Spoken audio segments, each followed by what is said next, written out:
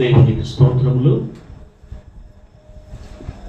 పరిశుద్ధులుగా సంఘముగా కూడుకున్నటువంటి ఈ యొక్క కొత్తపల్లి దైవ సంఘ సభ్యులు మరి దైవజనుడితో పాటు మరి వచ్చిన వారందరికీ కూడా దేవాదేవుని యేసుప్రభు నామంలో ఈ 2026వ సంవత్సరము చర్చి యానివర్సరీ మరి చేసుకుంటున్న సందర్భంగా ప్రత్యేక విధంగా మత్తయ్య గారు దైవజనుడిగా మరి ఓ స్త్రీ తన సంతానము కరుణప్పుడు బిడ్డలను ఏ విధంగా శ్రమపడుతుందో దైవజనుడు కూడా నిశ్చయంగా ఆత్మ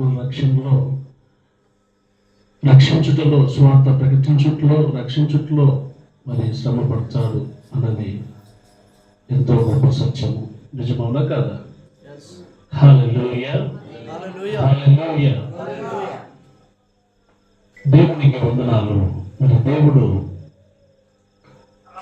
మందిరము కొనుక్కున్నటువంటి ఆశ ఆలోచన యేసు ప్రభు ఏ విధంగా లేఖన భాగంలో చెబుతాడో యోహాన్ 2వ అధ్యాయం 13వ వచనంలో నుంచి మనం చదువుదాము.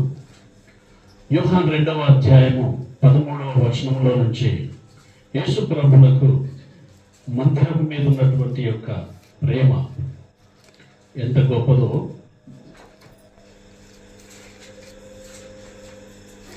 యూదుల పస్కా పండుగ చదవండి.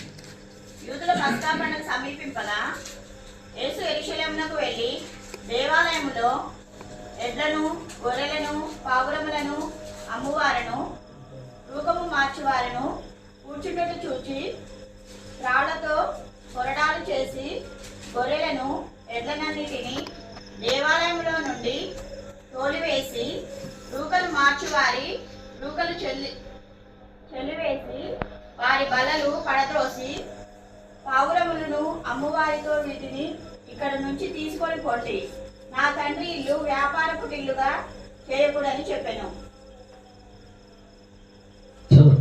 ఆయన శిష్యులు మీ ఇంటిని కూర్చిన ఆసక్తి నన్ను భక్షించునని వాయబడినట్లు జ్ఞాపకం చేసుకొనిరి. కాబట్టి యూదులు, నీవు ఈ కార్యములు చేయుచున్నావే, ఏ సూచక క్రియలను మాకు చూపెదవని ఆయన అడుగగా, యేసు ఈ దేవాలయమును పడగొట్టుడి, 3 దినములలో దానిని లేపుదునని వాటితో చెప్పెను. యూదులు ఈ దేవాలయము 46 సంవత్సరములు కట్టిరే, నీవు 3 దినములలో దానిని చేయుదువా అని.